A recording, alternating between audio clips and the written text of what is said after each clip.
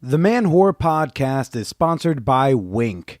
Enjoy $20 off your first month of premium wine delivery and show your support for the Man Whore Podcast by signing up at trywink.com/manwhore. Now let's get to the show. Welcome to the Man Whore Podcast.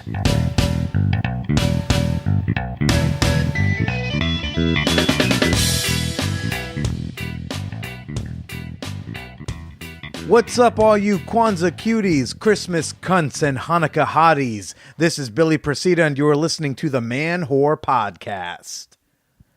All right, Christmas. I survived Christmas, and so did you. Jews, you survived multiple days of your holiday, and well, Kwanzaa's just getting underway, but I have faith in you too. What is up, everyone? How you doing? Welcome to the show. If you are unfamiliar with this program, this is a podcast where I typically talk to women I've hooked up with about sex, dating, and why we didn't work out. However, this week's special guest is not one of my former flames. Sometimes that's very important for me to distinguish. No, I've got on comedian and podcaster and cartoonist and really just super talented person, Jamie Loftus, is on the podcast this week. And I cannot wait to share her with y'all in a bit. But first, show dates, people, show dates. Okay. Putting the mic in my new fancy mic stands I have. Hey. Connecticut. This Saturday, December 30th. Oh, I love this whole mic stand business. Oh, I should have done this years ago. All right, everybody.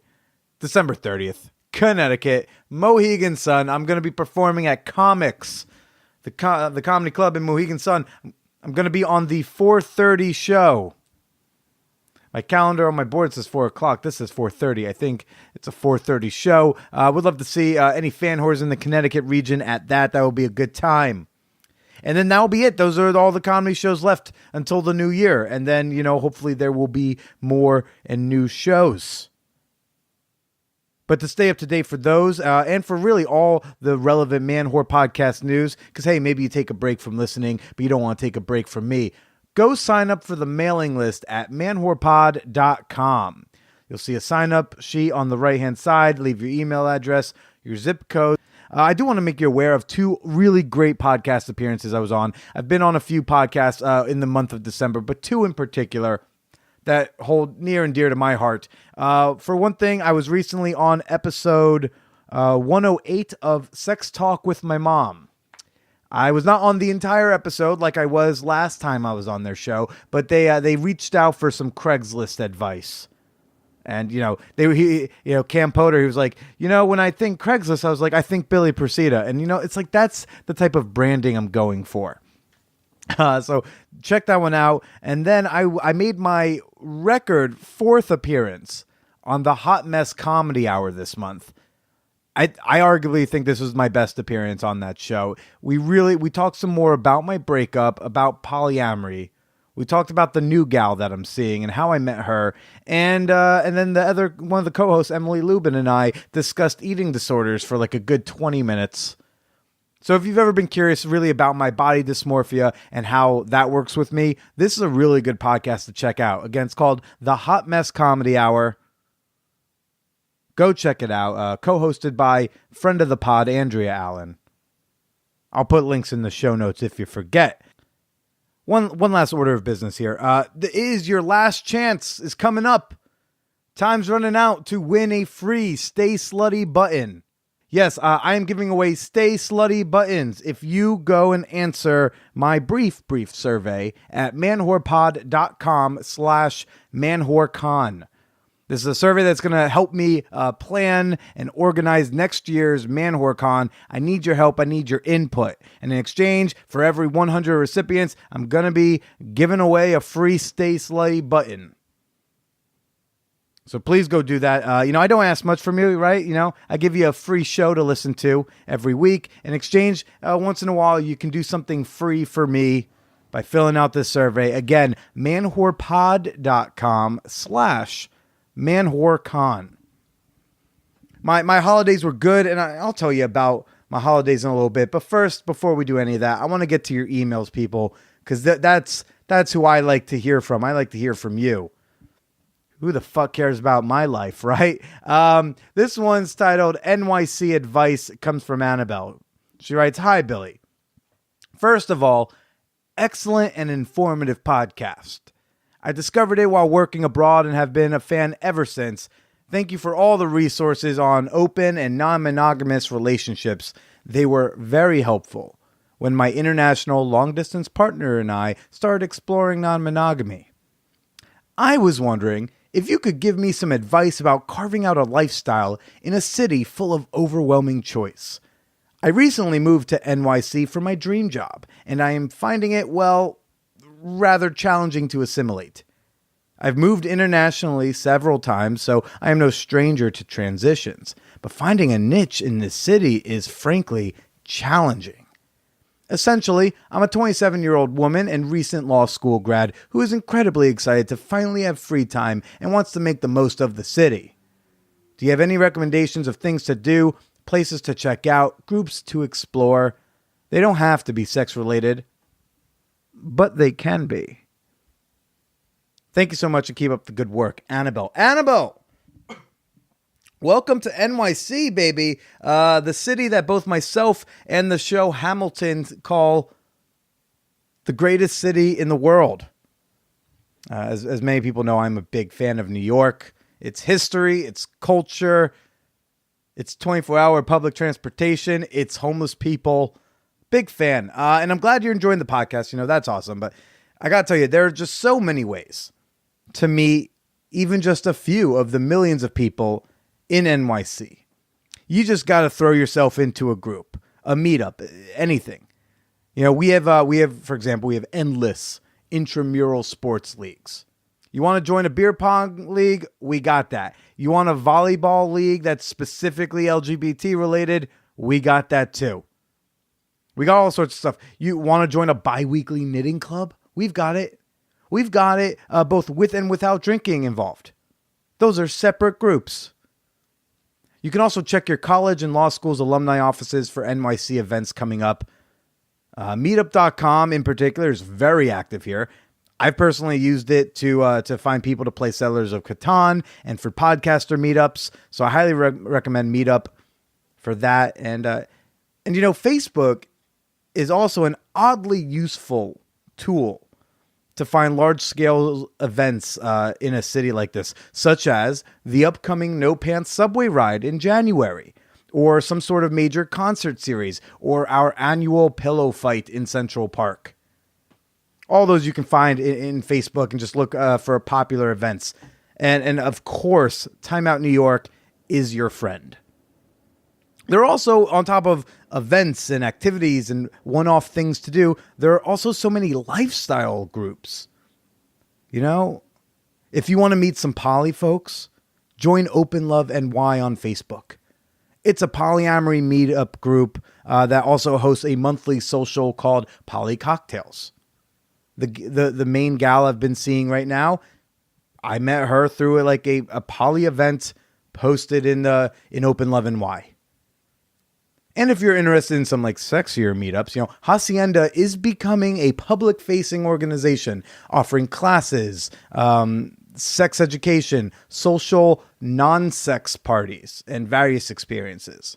You can check out their website, wearehacienda.com, and see if there's an event you like. Not to mention meeting these kinds of people, you know, the types of people who would go to a Hacienda event or someone at Open Love NY. Let's just say it increases your likelihood to be invited to a variety of play parties. It's not uncommon to go to poly cocktails and someone to introduce themselves to someone else, and then they both look at each other and go like, "Oh, wait a second, I recognize you. I just didn't recognize you with clothes on." And that's just me. That's just, you know, me saying the poly and sexy organizations I'm loosely affiliated with. There's all sorts of kink groups, munches, fucking, I don't even want to begin to think of it. That's the great thing about New York City. If you're into something, you can find at least 7 other people who will do that with you. Of course, you can attend my comedy shows, which if you're signed up for my mailing list, you will be made aware of. And if seriously all of this fails, just go to a bar and make some friends. And hey, if that doesn't work either, maybe you're shy. I'm always up for someone buying me a drink, and we'll see if we can't brainstorm something together. So welcome to my city, Annabelle. All right.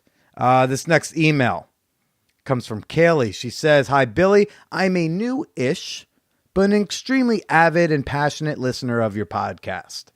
I fully support and stand behind the notion of the socialist sex-positive movement, and I think it is considerably effective on the adolescents of today's society. I have been following the Man Whore podcast for roughly a month now. Between new episodes, I've been listening into older podcasts. Pretty much, your voice has been ever present in my car for the last month, and it gets a pretty neat reaction from passengers.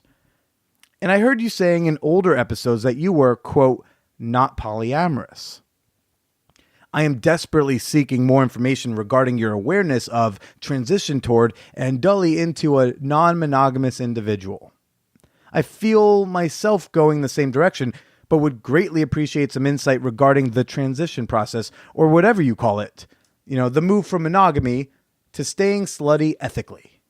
Thanks. P.S. I really would like to hear your response, so if you do read this, please look forward to a thank you pierced tit pic." Well, I guess I just have to answer. I have to read this one on air. There's high things at stake right now. There are titty pictures hanging in the balance of the answer to this question. And thank you, Kaylee, for writing in. And I'm glad I'm an ever-present voice in your car. I love it. That's what I'm going for here. Is I want to slowly seep into your subconscious until someone says Billy and you accidentally turn your head. That's what I'm going for here. As to your question, I've definitely believed that I'm non-monogamous since before the podcast. Doing the podcast and meeting and talking to more people, practicing alternative relationship models, I've grown more confident saying that I'm non-monogamous. So I think it was less of a transition in thought as much as a transition in confidence about who I am and how I love. In the last year, I've used the word polyamorous to describe myself more, in part because of my previous relationship with Paige.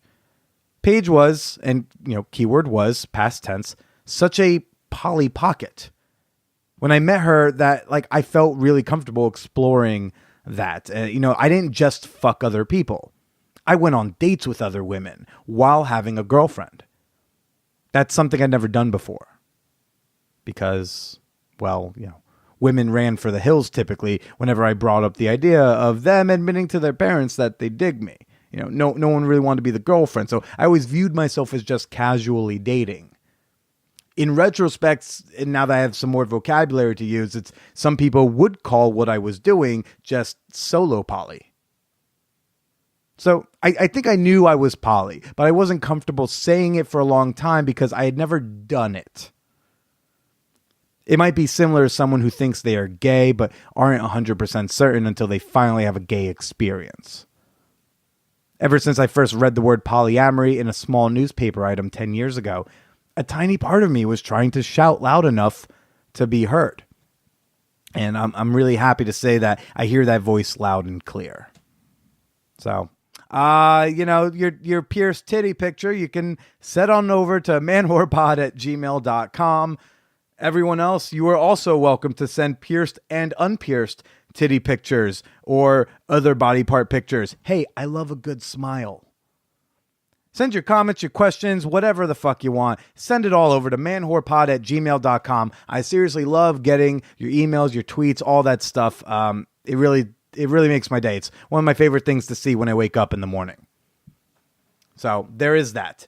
How are my holidays? My holidays are good. I survived Christmas with the family, and it's weird. It's kind of bittersweet. Some of you may have seen a post that I put on the Man Whore Podcast Facebook page. I realized out of nowhere that this was my first Christmas with my family since 2013. Kind of crept up on me. longtime listeners of the show or super hardcore binge listeners may remember that I took kind of a break from the Precita clan. I kind of stepped back, missed a couple Christmases. And then last year, I was starting to reconnect with my family, but I ended up going to Pittsburgh to be with Paige's family for Christmas. She did my Thanksgiving, I did her Christmas. So I just was like, oh my God, I have not woken up Christmas Day with my sisters, with my mom, with my family in years. It's crazy. But it ended up being a good Christmas, Didn't get into any major fights. Had some nice conversations, reconnected with some family members I haven't seen in a while. Got some good gifts. I think it's safe to say that the whole Billy having holes in his shoes issue has been put to rest. Thank you to everyone who's thrown some shoes my way.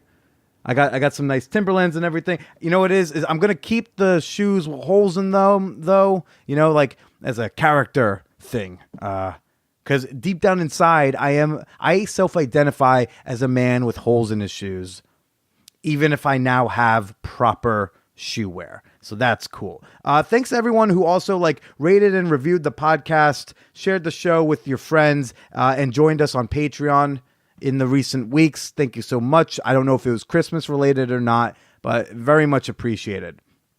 I also, this year was kind of crazy. A lot of you people listening to the show started spoiling me, to an uncomfortable degree. So I want to do I know I've thanked some of these people already for these things, but I kind of want to do a brief rundown of what I'm thankful for from y'all. Yeah. So I want to say thank you to Austin for the blue suede Converse. Thanks to Jeff for the mic stands, which I'm using right now. It's awesome. Thank you, Rebecca, for the copy of Intuitive Eating. Thank you to Miss Anonymous for the Amazon gift card. Thank you to Emily for the duvet cover, the duvet and duvet cover.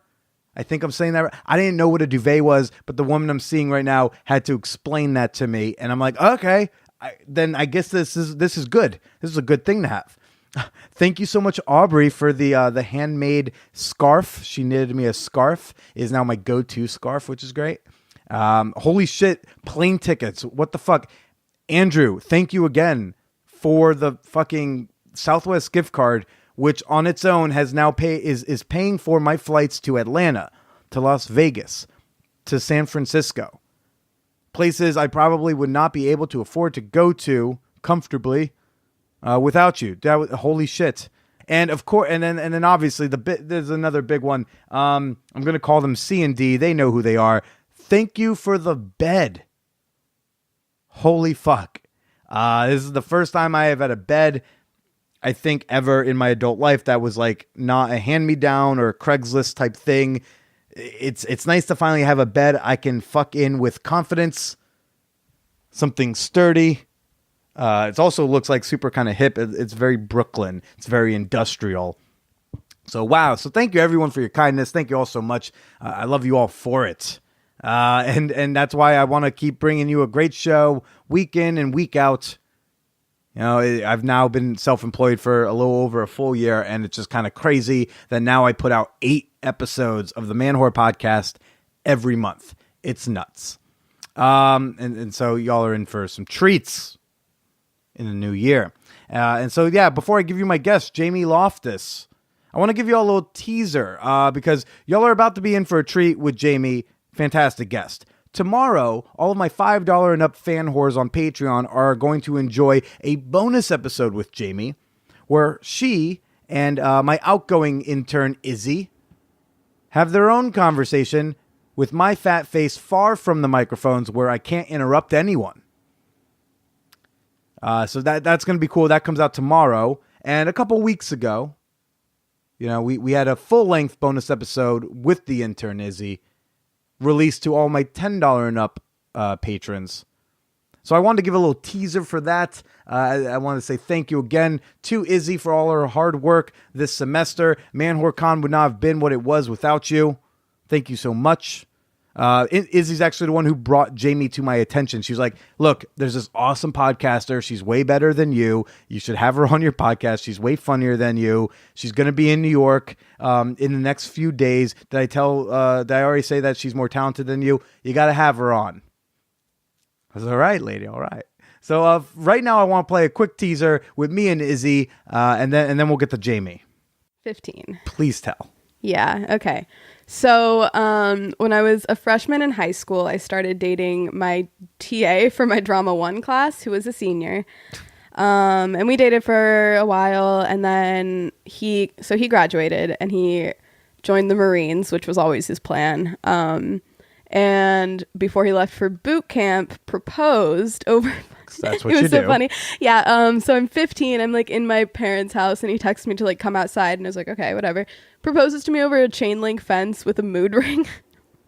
A mood ring? A mood ring. It was significant. It was his brother's Like from mood the ring. back of a magazine, like you It clip was it like out. he wore it every day, and it was his brother's, and it was this whole big deal. I don't know. It was my brother's, and also like I don't have any cash to buy a real ring. Definitely. Yeah. Yeah. That also. That's a case of I have to find a story to make this significant enough to be okay. Sure. I mean, it was a big deal for me. I thought it was very sweet that he gave me the mood ring and whatever. I think it's still in my parents' house somewhere. But yeah, so he asked me to marry him, and I was like, yeah, I'll totally marry you. I was gonna turn 18, graduate high school, move to California, marry him, go to college for free on the GI Bill. Not a bad deal, you know? Yeah. Yeah. And then what happened? Well, so the whole relationship. How could this possibly go wrong? It started Yeah. with a mood ring. It's ridiculous. So from the start, he's 18, I'm 14. The whole relationship is a little wonky. He cheated on me the whole time, essentially, with like a series of people. One of whom was like my really good friend's little sister, who had just gotten out of 8th grade, and he had just graduated high school. So that was like sus, obviously. Sus? Not to mention illegal. Wait, sus? Sus, suspicious, Oh, suspect. I'm whatever, not. yeah. We've Okay. established I'm both a moron Sure. and not cool. So, I mean, he was just generally shitty. He was like manipulative and borderline abusive and all this other stuff. Not borderline. And then eventually I was just like, but it wasn't even any of that got me. It was like after he'd been gone for a year, I only saw him every like few months, barely, for like short amounts of time. And I was like, we're just not really in a relationship anymore. We should just break up. And he was like, yeah, sure. And then the next day he was like, no, that was wrong. And I was like, oh no, I don't think it was. So he sent me like a teddy bear and like a potted plant and all this shit. But Very, very like low level ways to woo a woman. He has a mood ring, a potted plant. Like who sends someone a potted plant? I don't want to take care of that. I let it die immediately. And it was like right around Mother's Day too. So my mom thought I was pregnant for a second. She was like, Oh gosh. yeah. She was like, why did Jordan just send you a plant on Mother's Day? Oh man. I was like, no reason. And has this fella taken no for an answer? Absolutely not. I mean, by now sort of, but like there were years where he would like still try to contact me. He showed up at my high school a couple times because he would just like come back to visit like in uniform. He showed up at an assembly and I had him like removed from the school. Wow. And you're still underage at this point. Yeah. I'm right. still underage. And he's yeah. totally an adult. Totally an adult. Fully an adult. Yeah. And then he like every once in a while will still tweet at me or like stuff like that. Don't at me, bro. I know. Yeah. Yeah. What are you doing, dude? Yeah, Everyone truly. knows you sliding in DMs. You don't Yeah. at. Come on. Oh, and No. okay, so right after me, he dated a girl that I was always suspicious of their like friendship. Sus. Sus, yes. And she was in my grade and her name was also Izzy. And like a year later I saw him and I was like, we could try to be friends if you want, I guess, because we're gonna like run into each other. And I learned that his passcode to his phone was still my name. And then he got married. To Izzy number 2? No, to a bodybuilder. And divorced. She Okay. divorced him eventually. And afterwards, he tweeted something about how my name was still his passcode. It was like, dude, how'd your wife feel about that? Yeah. Like, what? What's your password? Izzy. Huh? Yeah. What? You didn't change it to my name? All right, so if you want to get access to that full Izzy bonus episode, head on over to patreon.com/manwhorepodcast. You pledge $10, you get access to that one, and you'll get access to tomorrow's bonus episode with Izzy interviewing Jamie. And if you can't afford 10, maybe it's outside your range. If you go and pledge $5, you'll still get access to the Jamie Loftus bonus episode and dozens more. Again, that's patreon.com/manwhorepodcast. But now for this week's guest, Jamie Loftus. Whoo, boy, I've been saying her name a lot, and yet we still have not heard her. Jamie is fantastic. She does a show called the Bechdel Cast. It analyzes movies using the Bechdel test, which kind of evaluates if a movie is even half attempting to like make women be their own voices and characters in a film. She's also a stand-up comedian. She also tours this great one-woman show about losing her virginity, which we totally get into. And somehow we bring up Pearl Harbor in it. But yeah, she does a whole lot of great, awesome stuff. And I really think y'all are going to enjoy her. She also wrote a really fantastic piece recently for Paste Magazine. And I thought I would bring it up just in light of the hashtag Me Too movement, of all the sexual allegations going out there. Recently, comedian and Silicon Valley star and shit-stained TJ Miller has been called out for some stuff that he did in college and some stuff he's done after college. Like, let's not forget, it was not like some isolated incident over 10 years ago. This is, he's apparently been an asshole many more times since then. And Jamie has a little bit more of a closer connection to the allegations, to TJ Miller in general. She wrote a really fantastic piece. I think you will all dig it. It's pretty heavy. It comes with a trigger warning. Sexual assault, PTSD, general assholery. There's going to be a link in the show notes. I really encourage you all to check out. The article is titled "Make Them Leave." And maybe you can give that a nice read later today. But for now, let's get to me with Jamie Loftus. Oh, I found out tonight there's like a porn premiere. Oh yeah, Eitan Levine's Hamilton. Yeah. I'm so excited. Yeah.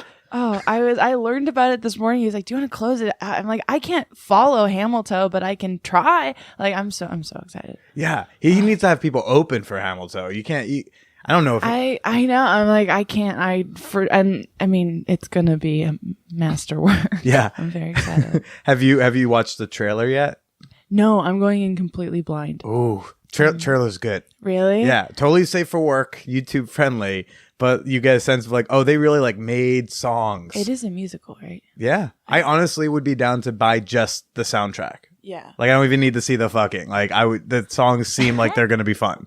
I'm excited to see it. It reminds me of Final Flash. What was Final Flash? Final Flash was this really, it's like, I think it was made in like 08 or 09, but it was by Vernon Chapman. And he basically just found all these places in the valley that would produce porn scripts that he'd written for a couple $1,000 and like got a few investors to let him do it.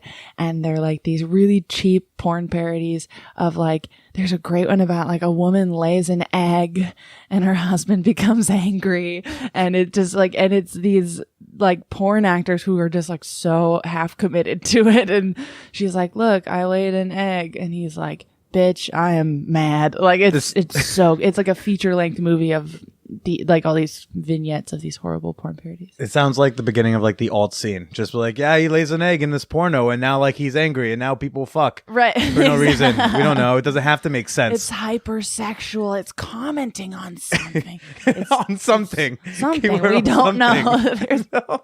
That's a fun cop out. It's commenting on something. It's unclear. Do you have any particular favorite porn parodies that you've maybe seen?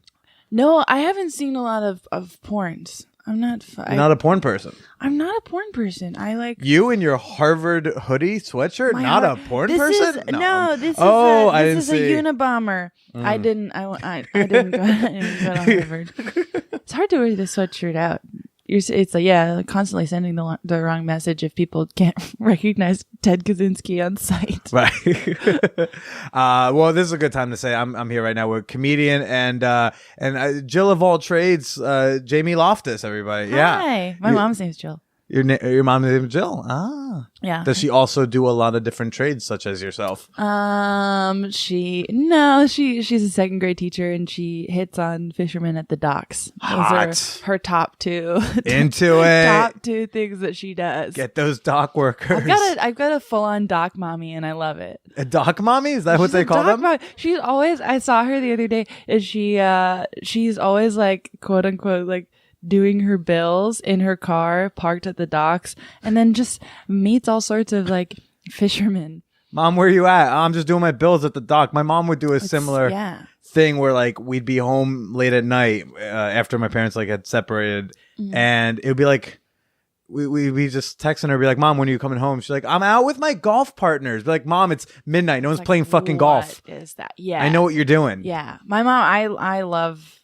I love how she conducts herself. Like it's inspiring. We would go.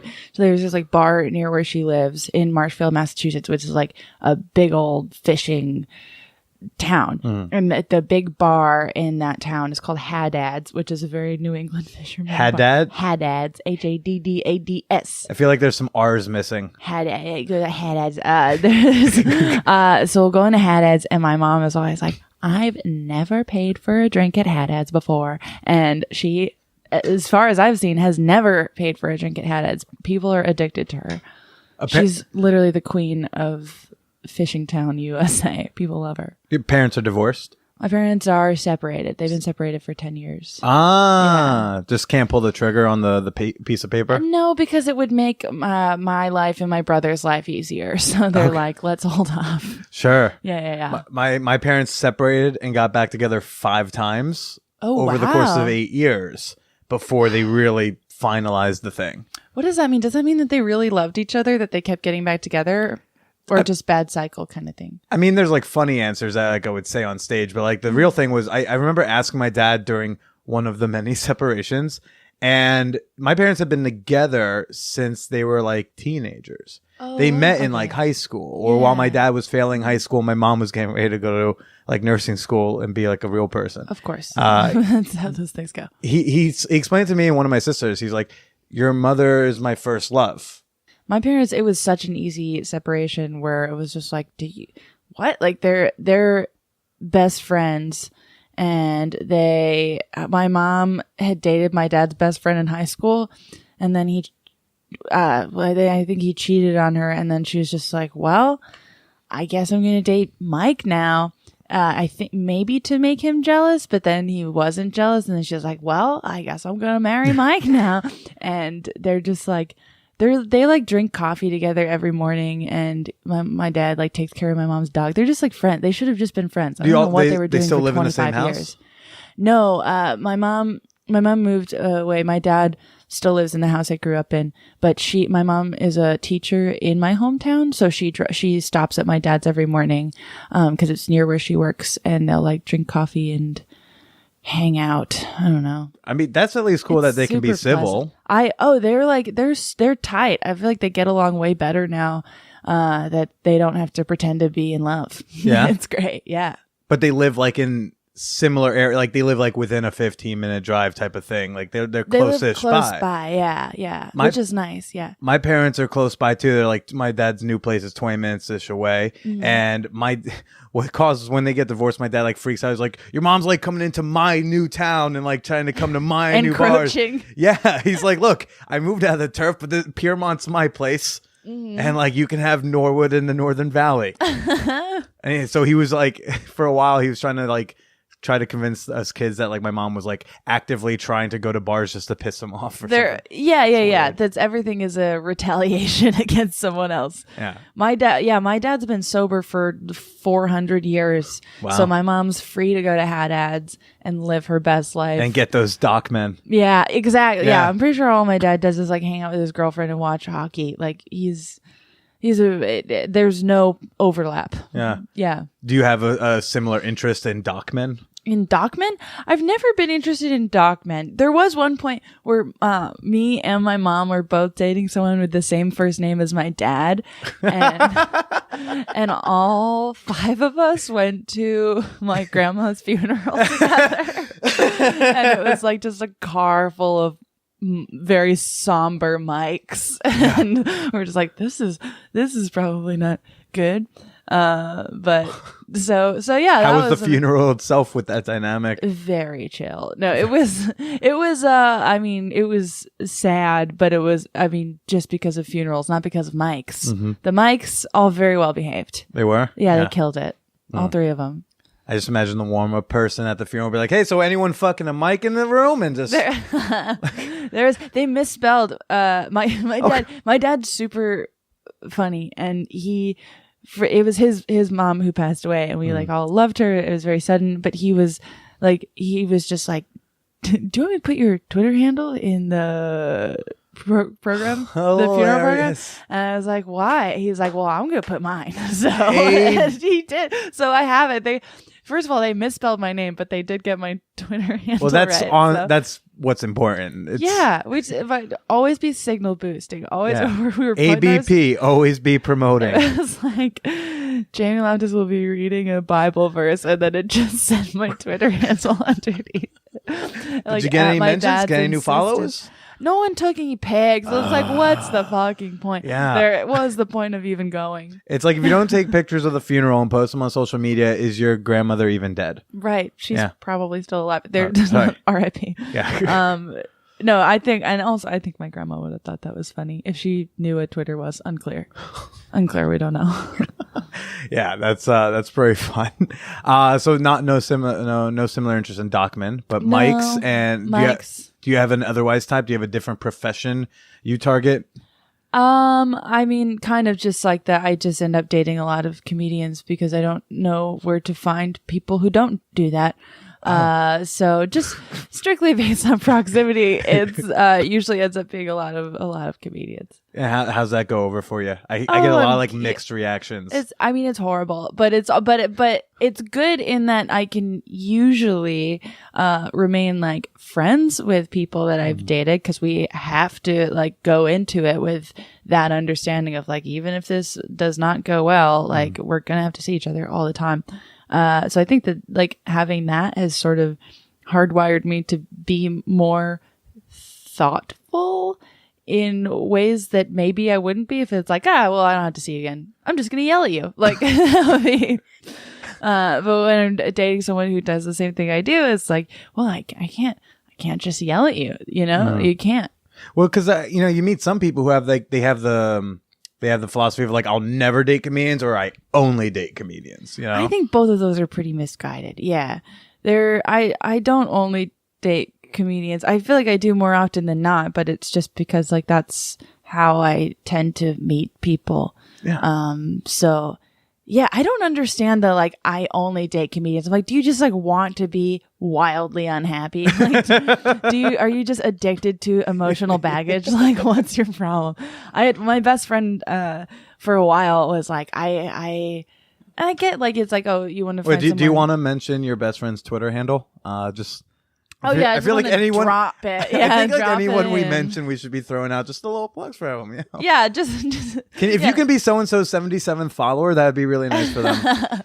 I don't want any comedians to hear this and then be like, "Oh, she only dates comedians," because I think she should break that habit. And she's doing it. She's doing a good job. Sure. Yeah. Anyways, but she went through like this whole phase where she's like, "I don't think anyone could understand me but a comedian," and it's like, I don't know about that. That's a bleak reality if true. Yeah. And I don't know. I could take them or leave them. They're fine. What's like the top 3 worst things about dating a comic? As a comic, I would say. 3? I mean, yeah, it's part of it's me, because I'm like, I think that it's like you're just obnoxious in the same ways sometimes, and that's grating for you, the other person, and everyone you know. So that's weird.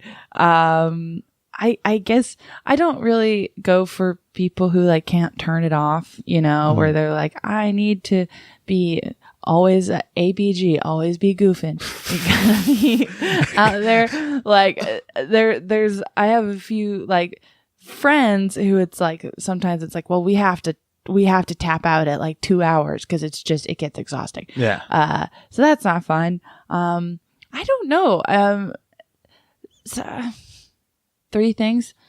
They're arbitrary number. You could do 2, you could do 7. They're all kind of the same to me, it was right? just like, let me take out my fucking scroll of things I don't like about the men around me. I keep it in my back pocket all the time. Or actually, it's judging by your social media, you could just pull up your Twitter feed and just read that off. It seems to be similar. Yeah. You do have the advent calendar of recently disgraced men. I do. Yeah. The last thing I guess for dating comics would just be like any sort of weird, like, I don't know. I would like to be dating someone who you feel like can be fully happy for you if you like have a win, and you can be fully happy for them. And it's like just hard when you do the same thing. Right. Because like they got this spot and I didn't, or they booked that thing and they turned me down, or right. You know. And in your head, you can be like, that is amazing. That's really exciting. And I'm going to keep saying that. But there's always that little like kernel in your head where you're like, man. And that's the fucked up part of like us. Like that's just the fucked up part of being it's performers. Yeah. Sad. Because at the end of the day, there's always a little part that's going to be you number one. Which is like preservation. I don't know. But it makes me feel, even selfishly, it makes me feel like a bad person. Yeah. And you want to be with someone you like and be like, I'm a nightmare. And like, I don't know. I try to lean into the I'm a bad person, and I just warn them up front. Yeah. I just go like, look, I am a dumpster fire, and I'm always going to try to be better, but I'm mostly going to fail. You want in? And then you extend the contract, and the whole bit. Yeah. Tell me about their advent calendar. I'm having fun. One of them stepped down today. One of them, I know. Yeah, Al Franken. R.I.P. his career. Because I drew all the, I like made cuts and I finished it earlier this week, like the whole calendar, all the guys. Are you selling the calendar? Is it like going to be a real calendar? No, it's just kind of like living on social media. Sure. I do calendars every year, but the one I did for 2018 is, I really love it. It's Stedman Graham and Jeffrey Garten just like hanging around. Stedman Graham. It's totally fine. Totally fine. It's a niche thing. Sure. Stedman is Oprah's boyfriend. Oh. And like the top beta I always male assumed Stedman living, I always assumed that was a last name. No, Stedman sounds like a last name. Who names a kid Stedman? Stedman is iconic. I love him so much. He has like written all these books about public speaking, but it's like, have we ever heard you speak? No. Stedman? Like, I don't know what he looks like. He's out there talking about something. We don't know. He literally only lives in my mind as a name, as a reference in comedians' jokes from the last couple decades. You gotta get into Stedman. There's all these great, like, he has these little ways that he asserts himself that you're like, wow, Stedman, that's like pretty savage, but also very classy. Like what? There's this great picture of him. Oprah's having a pajama party of some sort in one of her many large homes. And Stedman, lives there as well. And so there's a picture of all Oprah's friends in matching pajamas. And then Stedman's also there and he's wearing a suit. And it's pretty dope. It's like I was like, Stedman's his own man. And nothing says it better than Oprah's pajama party and Stedman wearing a suit. Like, what time of day was that? But like, was it his decision, or did Oprah said, "Oh, babe, go put on a suit. It'll be really funny." Like, what if she really is the mastermind? I hope Stedman makes a call every once in a while. But then Jeffrey Garten is Ina Garten's husband, Barefoot Contessa. Who's Ina? Barefoot Contessa. What's Barefoot Contessa? What? Come on. Okay. I'm looking over over my shoulder at Izzy for like confirmation. Barefoot Contessa, super famous Food Network personality. Like, I would say like Flay level, not Fieri level of fame. Okay. Because Guy Fieri is probably the top, and then followed by Flay, / Barefoot Contessa. And then we get down to our Giadas. We get down to our Emerald Lagassis and all that. Anyways. Okay, whoever those people are. And then a little bit lower. I don't think I can afford to eat any of their food. Yeah, but you could. Except you for could Bobby afford... Flay Burger Palace. If I'm using my membership points at Mohegan Sun that I've earned losing lots of money, I can get myself free burgers there. At That's Bobby about it. Flay's Burger Palace? They have a Burger Palace in Mohegan Sun where I was introduced. And I don't think they have one in New York yet, but they have them like sprinkled around the country. I like Bobby Flay, but I hate myself for it. Why? Because he is for sure an asshole and a nightmare. But he's fun to watch. I hate it. Anyways. Marry, fuck, kill, real quick. Marry, fuck, kill. Guy Fieri, Bobby Flay, Mario Batali. Oh, Mario Batali's... I'd have to marry Mario Batali for sure. Okay. I think fuck Guy, kill Bobby. I think that's kill Bobby? And that's nothing against Bobby. Just really? You fuck Guy Fieri? I'd go fuck Guy Fieri. Hey, you know what? He seems like a nice person. A nice person. That's the reason. He seems like a nice person. Oh, okay. I think we would have fun. I think that I said marry, fuck, kill, not like marry, cuddle, kill. It's I would fuck him. I would do it. Okay. But I have to marry Mario Batali. And why is that? Because he's great. I've read some of his books.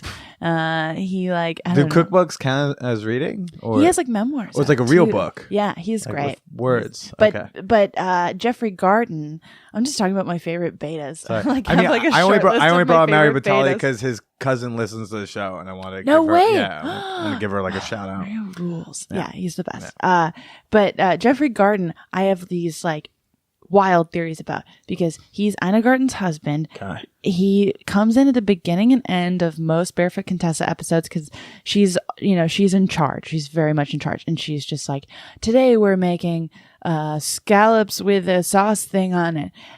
This is Jeffrey's favorite. And then we like cut to Jeffrey. He's like behind a desk doing something. And he's like, it's my favorite. Like he's so quiet. He's working on something you don't know what, but he's got working. A little curly gray mop top. He's so cute. I'm gonna pull him up because I gotta see this. You're gonna freak out. Okay. And but then you do the research on Jeffrey because sometimes she's like, I'm so proud of Jeffrey. He's doing great at work. And you find out that Garten. Okay. Yeah. He used to be on Wall Street in the 80s. Oh, he's adorable. I know, but I think that he's killed people for money. That's the like. He's that unsuspecting one. Yeah, he gets in the elevator and you would never think he's like Lehman Brothers or something in the 80s on Wall Street. He's got blood on his hands, and then and the Barefoot Contessa was working for the government in like a secret for a while, and it's just like something's going on there. The Barefoot Contessa empire is built on dirty Wall Street money and blood and the pain of poor people. And maybe her name. The show's called Barefoot Contessa. I don't know who she is. What does that I would mean? imagine she's barefoot, stepping on poor people's faces, and that's how they make the ingredients. It's like that Lucy. Style. It's like I Love Lucy, which with the grapes, except it's like grapes.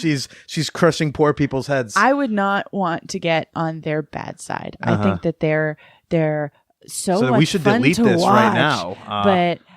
But I think that I fully think that Ina Garten would just snap someone's neck without thinking about it. And I think that Jeffrey Garten would, I don't think he would kill someone. I think he's probably a coward. But I think he would hire someone to kill someone else. Wow. So anyways, the calendar's Stefan and Jeffrey.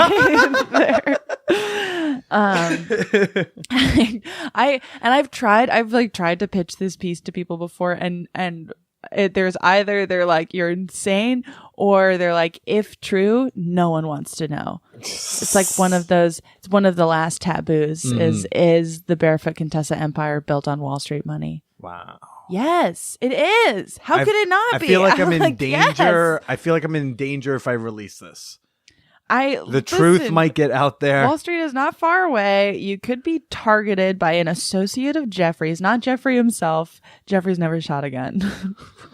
God, okay. I'm all worked up. Thinking about Jeffrey. No, like in a good, I'm activated. Oh, you're like, I'm activated. I didn't realize. Yeah, I'm fully activated. Jeez. Wait, is fully activated what you used to say turned on? Is that? No, I'm operating at the height of my powers right now. Height of your powers. The height of my powers have been activated. Well, you have many powers because, like, on top of being just to let you know, Izzy never refills my water. Really? Never. Listen. It doesn't give a shit. For anyone who can't see, because this is an audio medium, the intern came over and grabbed her empty glass to just refill with water. Thanks, Susie. May I also have some water, please? Thank you. Izzy exploitation, not fair. I'm gonna start advocating for rights. Advocating for. Well, you have many powers because, like, so you're a cartoonist, you're a stand-up comedian. You also do this great podcast called the Bechdel Cast. Yeah. Which I listened to this week. I was like, oh, this was fun. This is great because, like, I was telling her, like, A League of Their Own. Love that movie, right? Oh, great movie. With Julia Claire. That was a great episode. She's the best. It was a combo. I was like, oh, there's someone I follow on Twitter and a movie that I like. Yeah. Let's listen to this one. Oh man, Julia's the best. Yeah. Yeah. That was a fun episode. But like a movie that I love and I understand like its significance in certain manners, like the way y'all talked about it, gave different lenses that like I haven't thought of before. And I was like, oh, like how, you know, Tom Hanks' character is like more dynamic than probably the other characters. I was like, I never even thought about that, where you go like, he's not even supposed to be the main person or something. So right. Yeah. Or it's like a movie about women. The character most people remember is a guy. Yeah. Do you want to tell people what the Bechdel Cast is about? Sure. So the Bechdel Cast is I do it every week with my dear friend Caitlin Durante, who's also a wonderful stand-up comedian.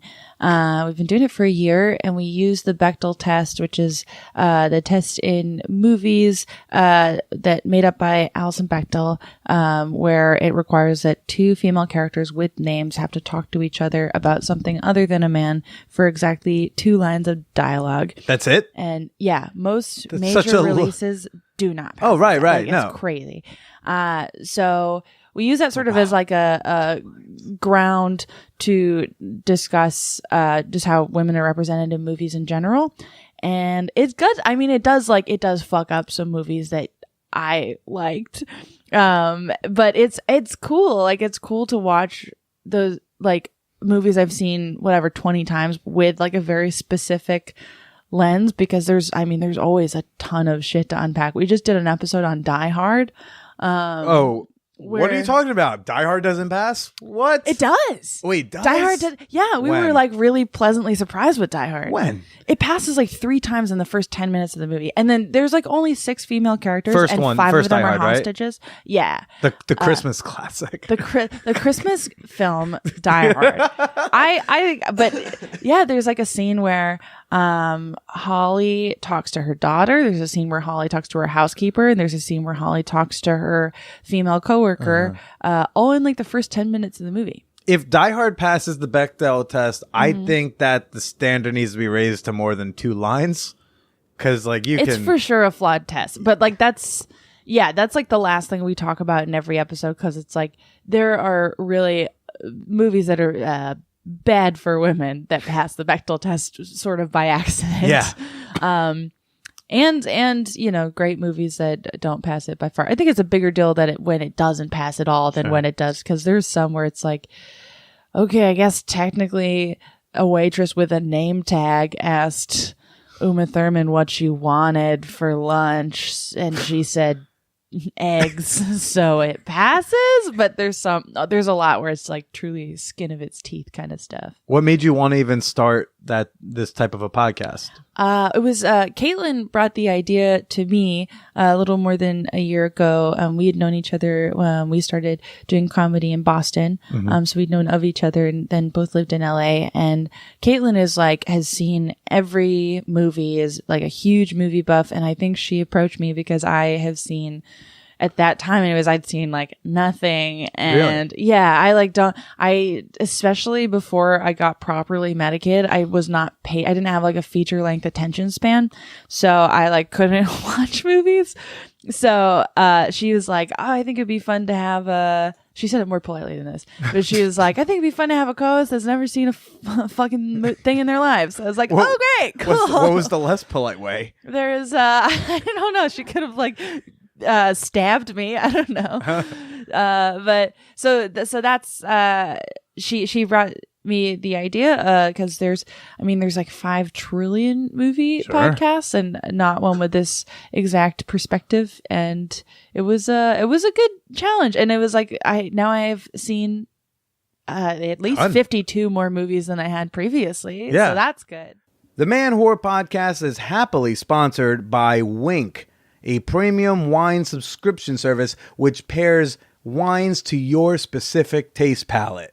Which is great because I'm an idiot when it comes to drinking wine. Like, I like wine, but I don't like picking wine. Wink takes the decision out of the process. They're just like, look, you just give us this money every month. We'll take care of picking it, and then you can take all the credit at your party. And that's exactly how I want it. And this is your last chance. Yeah, this week is your last chance to enjoy this special deal and to support the Man Whore Podcast at the same time.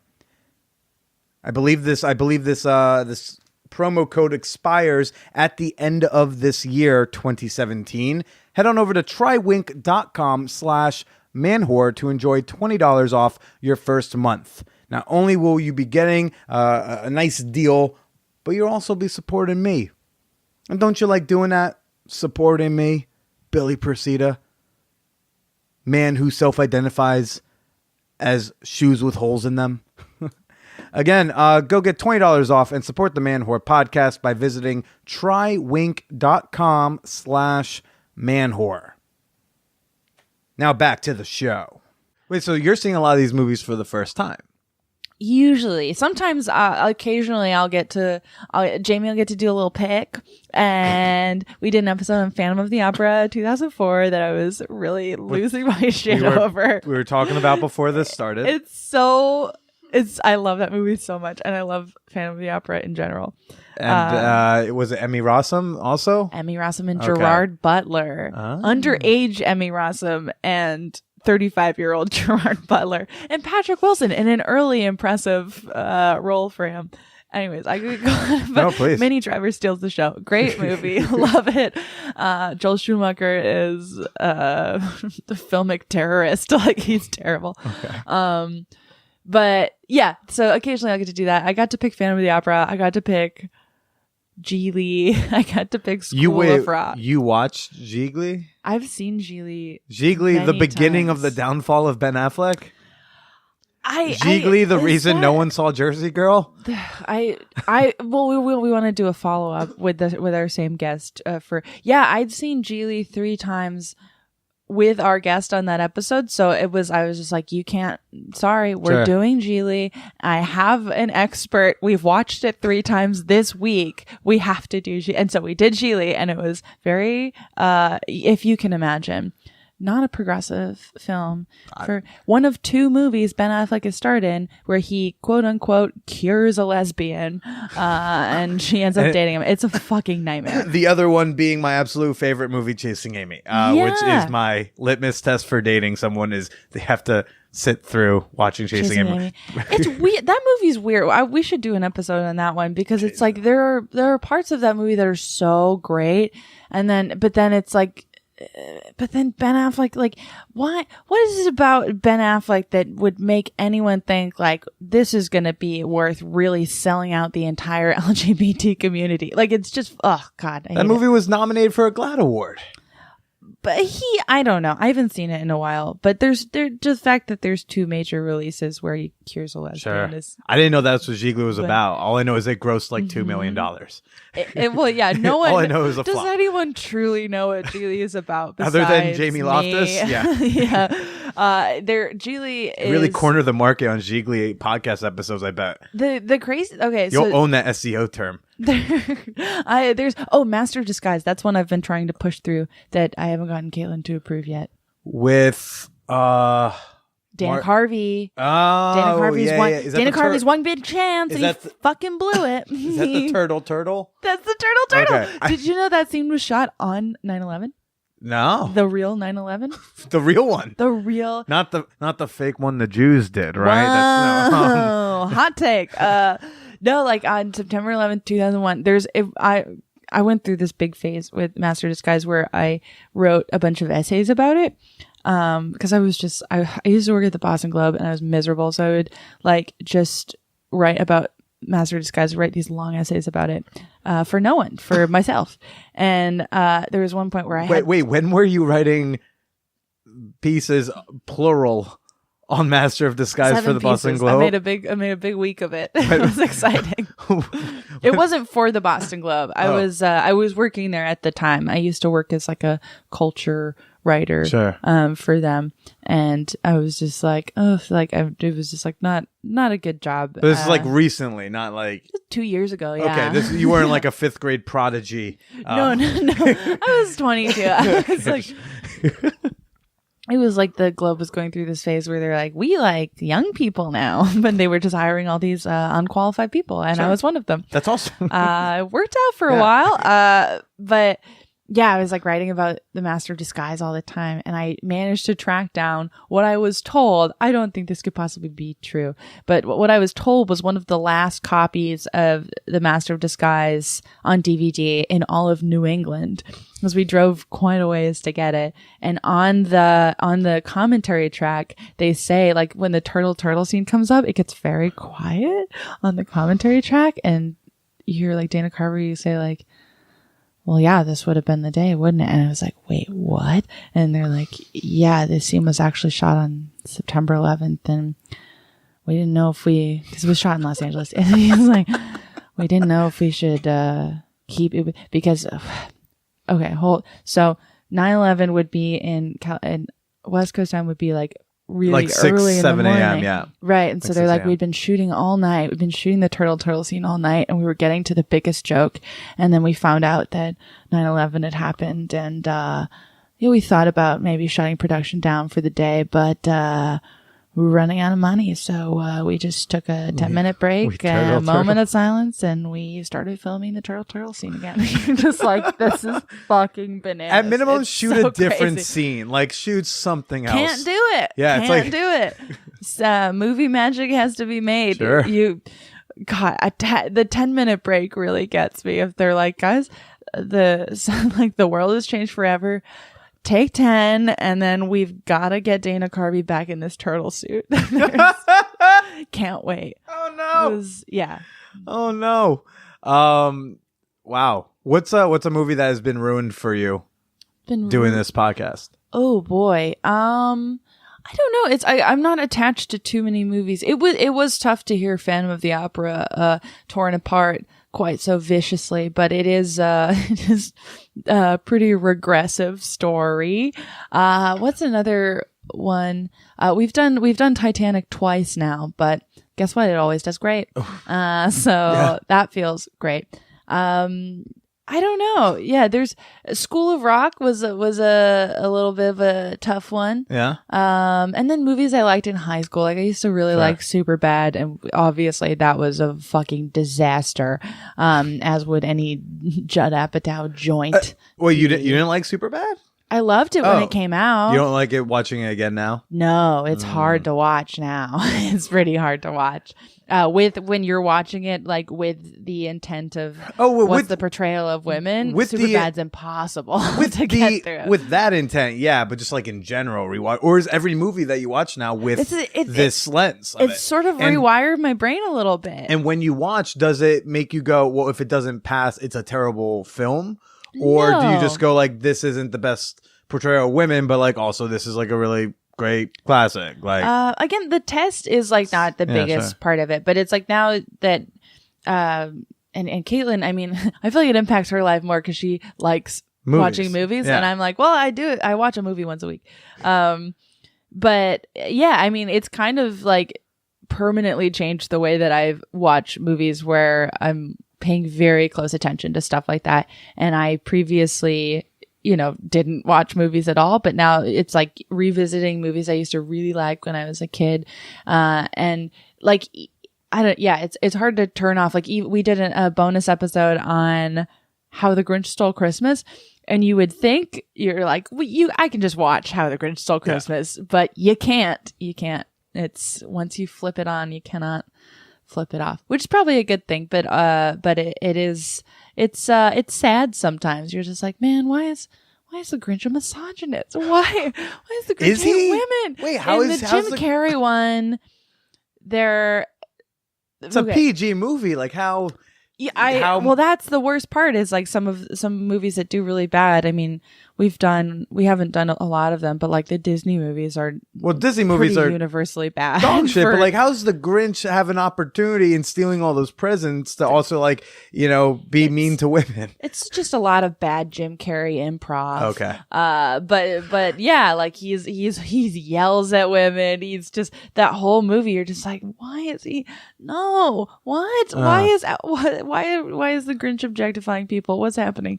But there are great scenes in that movie with Lil Grinch, who I'm addicted to. I'm obsessed with the Lil Grinch. Right. The little Muppet where he falls out of the sky. You're like, this is so scary. Do you remember the Little Grinch puppet? Oh, I haven't actually watched the Jim Carrey version. I just was thinking about the Grinch as a character. So I was just thinking about the story, and I didn't know Jim. I didn't know what Jim really did with it. Nothing to nothing write home. fantastic I was reading about. for when I was doing research for that episode. I like usually go back and read how it was originally reviewed, which is also sometimes misogynist. Sure.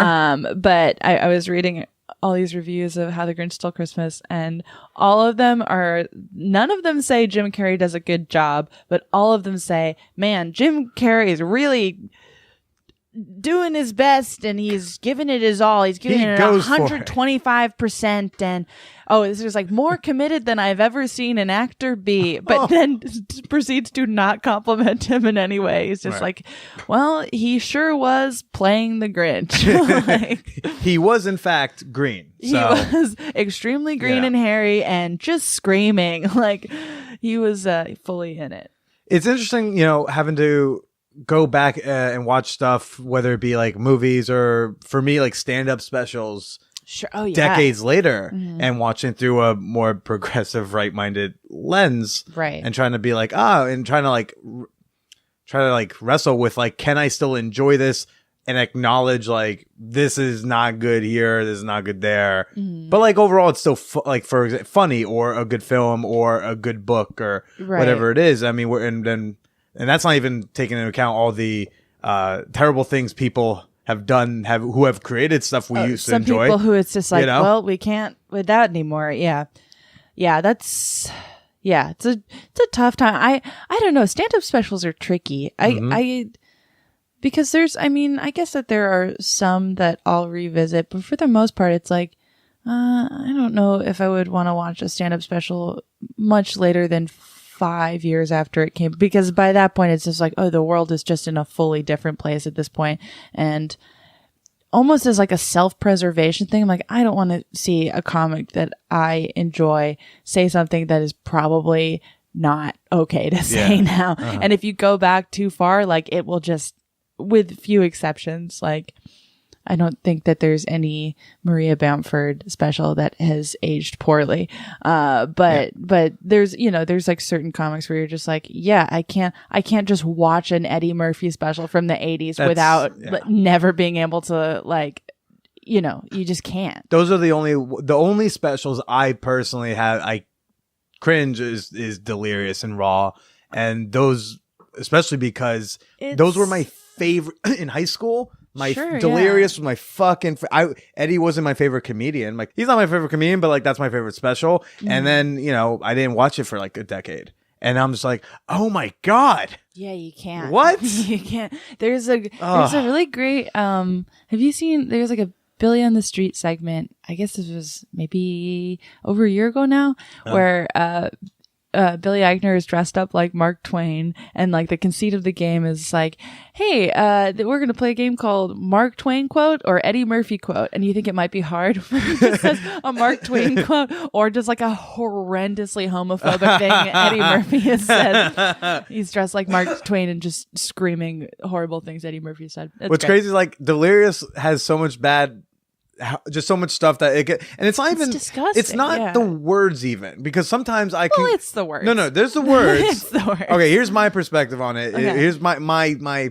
take, my 2 cents on it, is that sometimes it's not the words. Sometimes that's the parlance used when it was used. Not that it's like great, but when you're looking the next level underneath, like what the feeling and intention was. Like, oh no, like he hates and is genuinely, literally scared of gay people. It's like, well, my girlfriend's gonna go kiss her gay friend on the lips and come home with AIDS on her lips, like, and then kiss me. And I'm like, oh, like it's actual homophobia, like really rooted at like there's barely fucking in the soul of it. Like there's barely a joke written. It's just like straight up hate speech that was palatable to a lot of people at that time. It's fucking upsetting. Yeah. Yeah. No, I didn't know anything about stand-up before I started. Yeah? So I have very little context for it.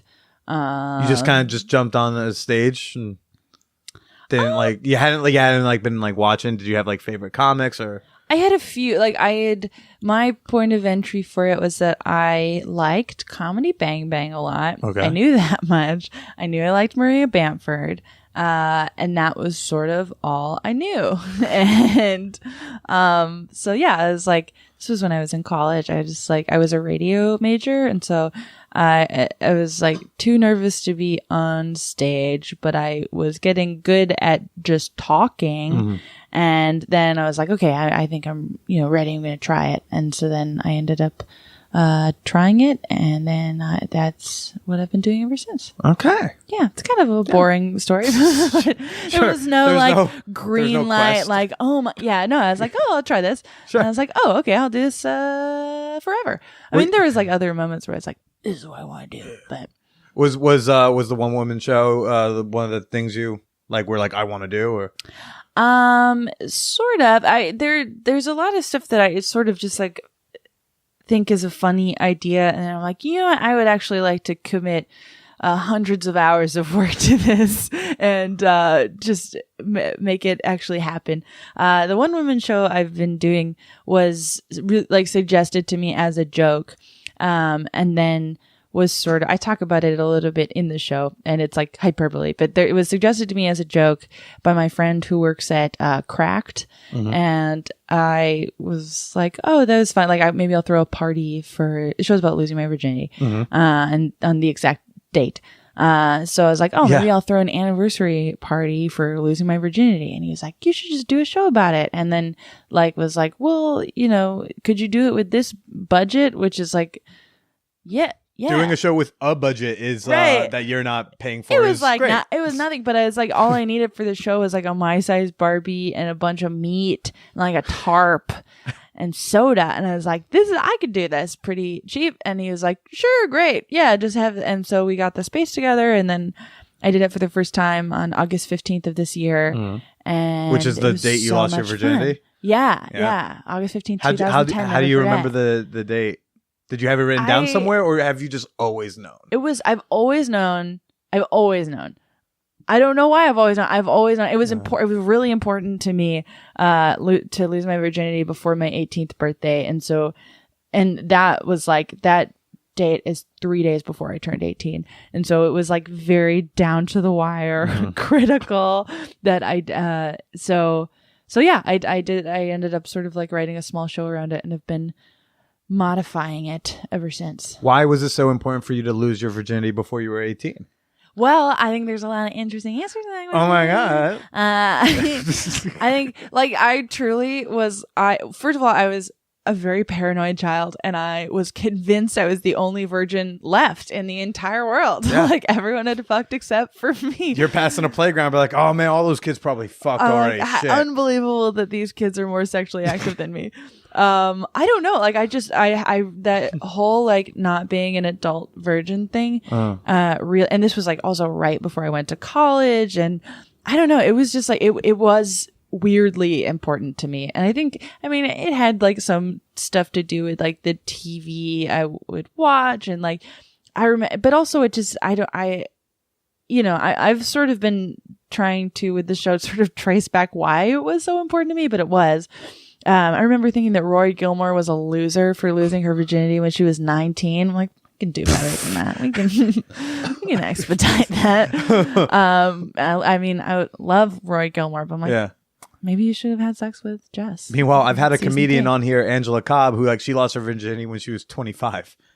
Which is totally when I was 17, 18-year-old you was like, what a dork. it was like 1000% just personal insecurity of, and then I found out later that like I actually beat most of my friends to the punch, and I was just psychotic, paranoid, thinking everyone was fucking. They're like, no, we had sex our sophomore year in college. I was like, oh well, I'll just go fuck myself. Like, great, excellent, great. I'll go fuck myself or someone else if I can. Congratulations on being emotionally healthy. Like, great job. I've been citing this study for years because I can't find it again, but I swear it exists. But they did a study like years ago amongst college kids. And they said like I think maybe it was like amongst college freshmen. It was like, how much sex do you think everyone else on campus is having? Oh, that's and then they would be like, say one thing, and then say, well, how much sex are you having? And universally, the answer, everyone thought there was more sex happening than actually was happening. Always. Yeah. The world has to stay on alert. I think that it's like not, well, maybe this isn't true. I think it's like not a bad thing that everyone thinks everyone else is fucking all the time. Keeps you on your toes. Yeah. Keeps you operating at the top of your game. You're just like, well, Keeps you activated. Right. It keeps you fully activated and ready to go at any moment. Like, I'm just like, I have to do a good job at this show because everyone's having sex and you know, I want in. You want in on the sex? I want in on, sex and thriving. I want in on that. It's very... So I got to do good at my job so I can have sex and thrive. Right. Because as a woman in America, like, how on earth are you possibly going to get sex if you don't like succeed at your job? I don't know how y'all would do it. What? It's unbelievable. So that's the one woman show. I'm gonna keep doing it. Yeah, because I get to do it with my friend Steven too. I co-host it with the guy I lost my virginity to. Wow, is he a comedian? No, he's just a guy. He's a man. He's just a man. He's just a man in a location. He's genuinely the great. Like, I'm still not totally sure like why he's so like down to participate, but I dated him from. I mean, I've known him since 4th grade. Right. We dated from senior year of high school, and we dated for 3.5 years. Lost our virginity together the whole bit, and he was in the Navy, and now he lives in Pearl Harbor, and he's like a submarine captain with the Navy. Right. We're recording this on Pearl Harbor Day. Today is December 7th or whatever. Yeah. I don't know shit about this. Is why it didn't work out. Okay. I mean, I should text him. I should text him happy Pearl. No, not happy.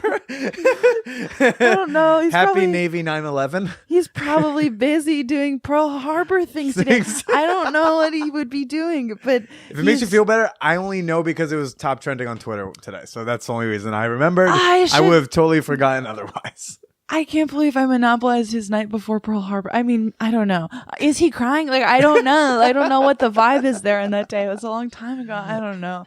I'm very stressed out now. Clearly. I hope Steven's okay. Well, I hope Steven's okay too.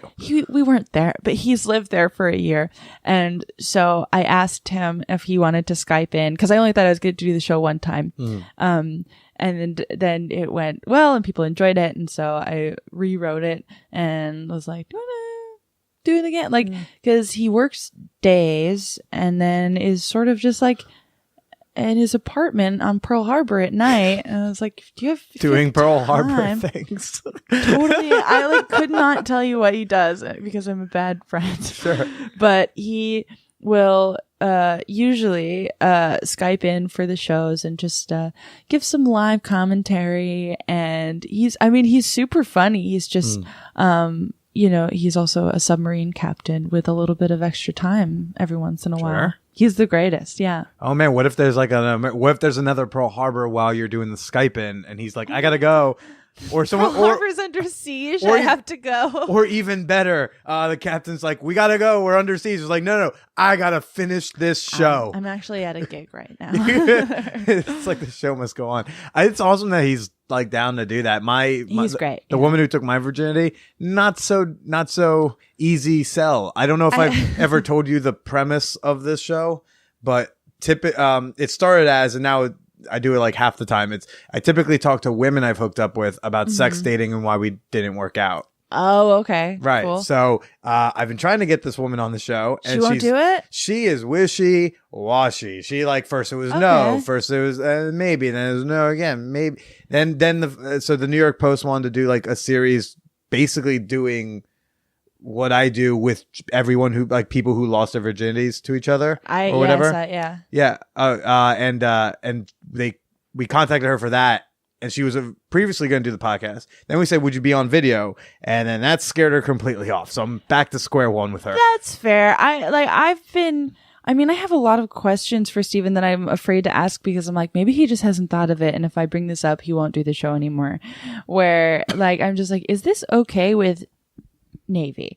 that you're going in public all the time, naval captain, and saying that you fucked some lady. I guess that's fine. Like I've sort of brought that up before, and he's like, I don't know what the rule against that would be. I was like, oh, maybe we'll just be the reason that the rule exists. Like that could be a fun that could be a fun rule. Sure.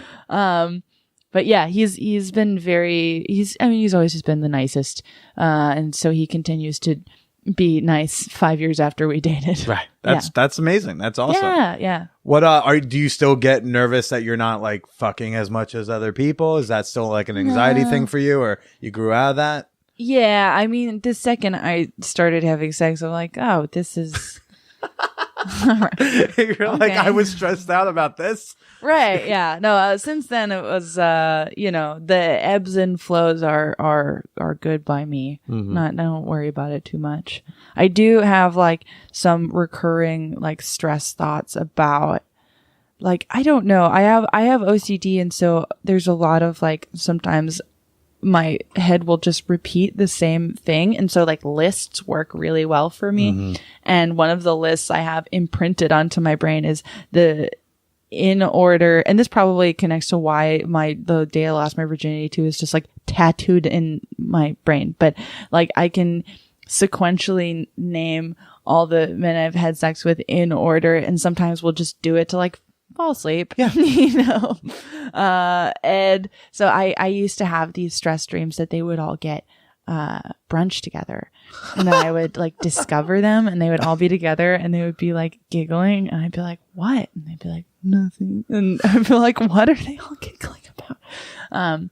But I don't have that dream as much now. Oh, wow. Oh, as much now. It's very strange. Well, every once in a while. Well, sometimes if like, it's like if I have like someone I've been like hooking up with for a while, like they'll just be added to the dream. And then it's like, well. Now they have the new seat now at the table. He's giggling. And it's like, what is he laughing about? It started as like a booth in the diner, but now it's like a big long, the Last Supper table. Now there's like different tables. Oh wow! So now it's just a restaurant. It's like you have your own little restaurant. It's like a bistro. Don't go crazy. It's like a bistro, and it's like that small outdoor bistro. And there's a table for heroes and a table for villains. Oh. And in my head, the villains. This has not appeared in a dream, but it's just something I've thought about in my spare time. Yeah.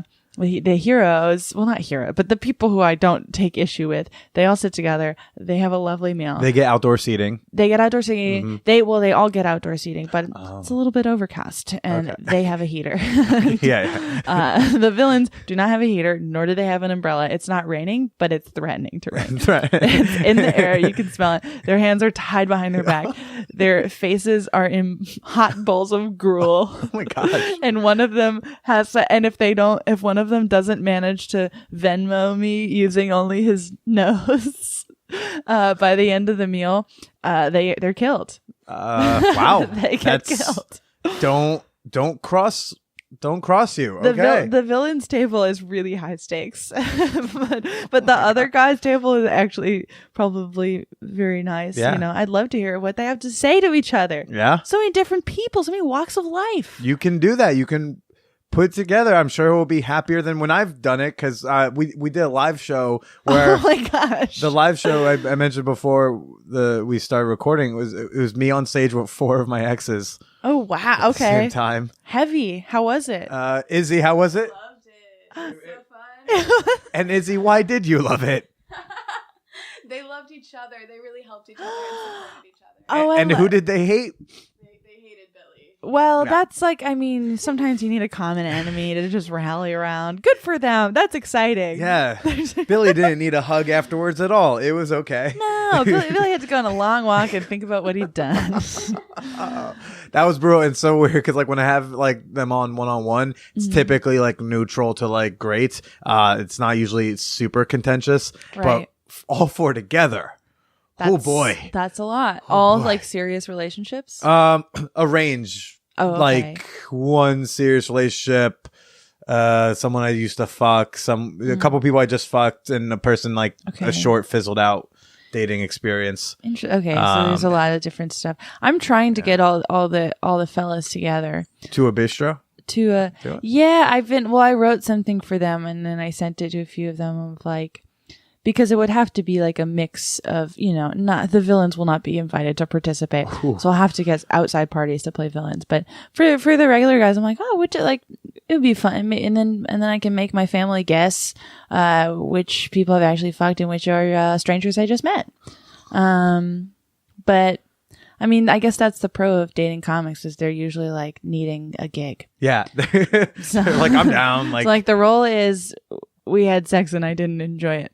And they're like, role that they were born to play usually. Yeah. As many are. I know you're qualified for the position. So we'll see. You want me to send in a tape? No need. No, I've Don't got need to it see on that again. strict recall. Your dog threw up on me Oh. while we were having sex and you just kept going. What was that story? That was, this is maybe a little bit too recent.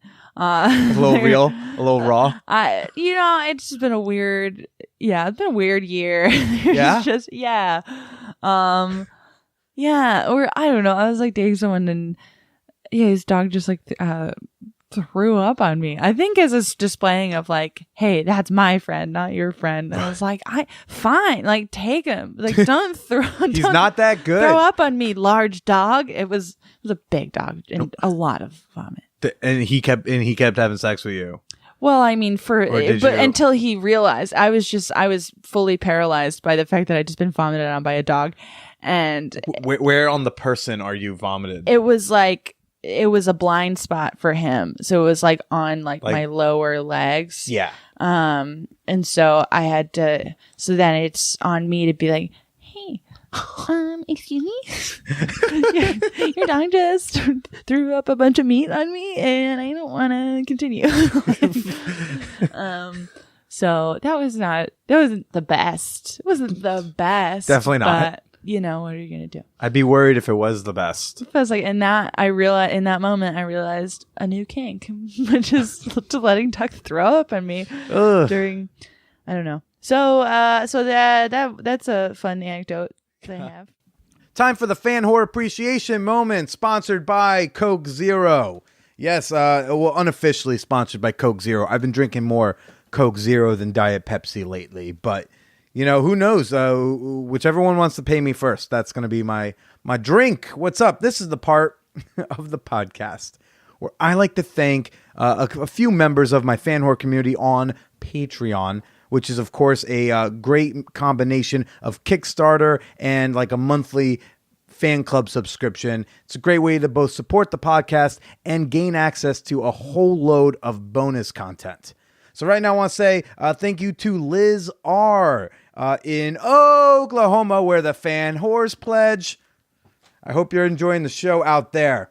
Thank you so much to Duncan from the Naughty Jewish Boys. Yeah, he makes a yearly, calendar with Jewish men in skimpy clothing. So you can check that out at naughtijewishboys.com. And then finally, I want to say thank you to LaRue, who I know nothing about. This person has given me no information. I tried to translate Rue from French. Let's just say I think it's kink or BDSM related. But thank you to all of you and to all of my fan whores on Patreon. And you too can become a member for as little as $1 per month.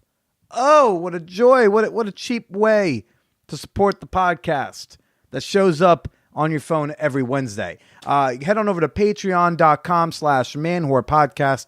That's Patreon, REON.com/manwhorepodcast. But now let's get back to me and Jamie Loftus.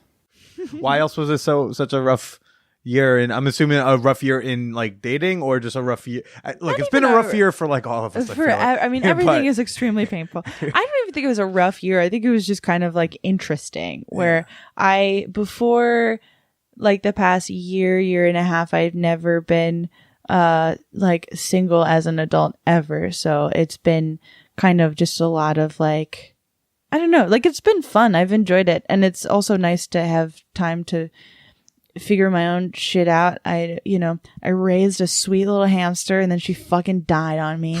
So that was maybe worse than any relationship. That was my worst relationship of this year. It was my hamster fucking bailing on this selfish mortal coil. Yeah. A little stupid bitch.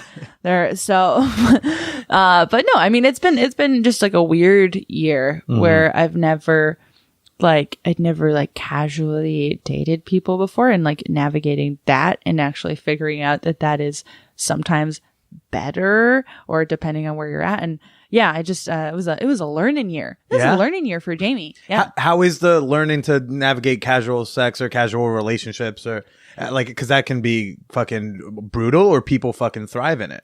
I think this time last year was like I think the first time I was really doing that in earnest, and it was like a long distance thing, and I was at that time like hardwired to like, I'd only done relationships, and I knew that I didn't want one, but it was hard to like untrain my brain to be like, no, you don't want this, because you can know that objectively, but then once you're like, but we text so much, like it's so figuring that out was like the first time I was like, I'm casual Jamie now, I'm cool.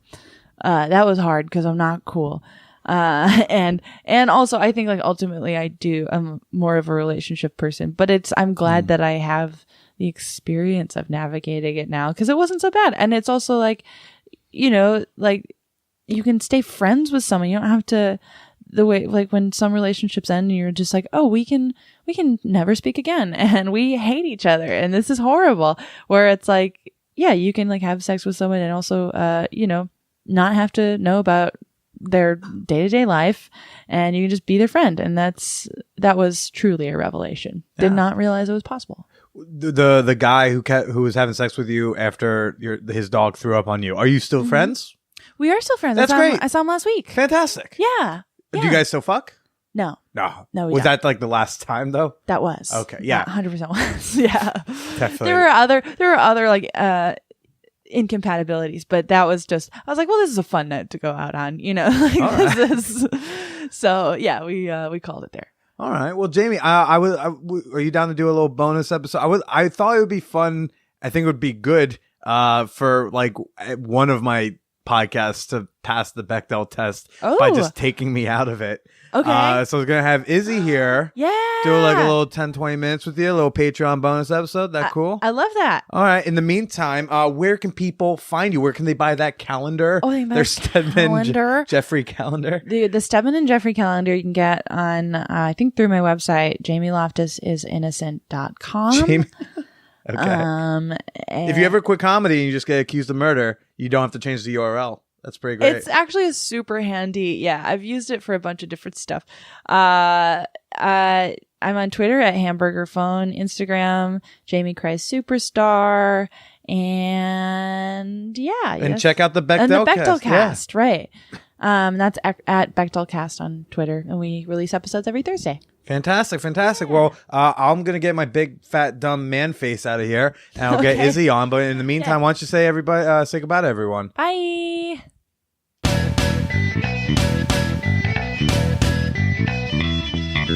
Oh boy, Jamie even forgot she has so many things to plug. She even forgot this new one that she actually ends up plugging in the bonus episode. Jamie's got a new cartoon series out on YouTube called Rat Teens, about conjoined rat twin teenagers. Look, the intern Izzy says it's very funny. I encourage y'all to check it out on the YouTubes. And of course, there'll be a link in the show notes, right? Here's what's not in the show notes. You can follow me on Twitter and Instagram at @TheBillyPresida. Say hello. Say what you thought about the show. Use the hashtag ManWhorePodcast so I can find you. I do encourage y'all to go like the Man Whore Podcast on Facebook. We're doing the final Fan Whore Facebook Live Hangout of the year this Saturday, December 30th at noon Eastern Time. I'm gonna be streaming live on my way up to Mohegan Sun to do the show. I'll be doing that from the car. Join the conversation with your fellow fan whores on the Man Whore Podcast subreddit. There are individual comment threads for every episode, and I also think of it kind of like an archive of all the relevant links that you need to get more Billy in your life. For all you Redditors, it's r/Man Whore Podcast. Last but not least, please, I don't want to say pretty please and beg. I'm just going to tell you that if you want to win a Stay Slutty button, I highly recommend you go fill out this brief survey at manwhorepod.com/manwhorecon. manwhorepod.com/manwhorecon. If you're listening to this show in 2021, shoot me an email or tweet at me and tell me like, this is crazy. You said in 2017 to say hi in 2021. The time-space continuum of podcasting is weird. Happy New Year, everyone. Stay slutty.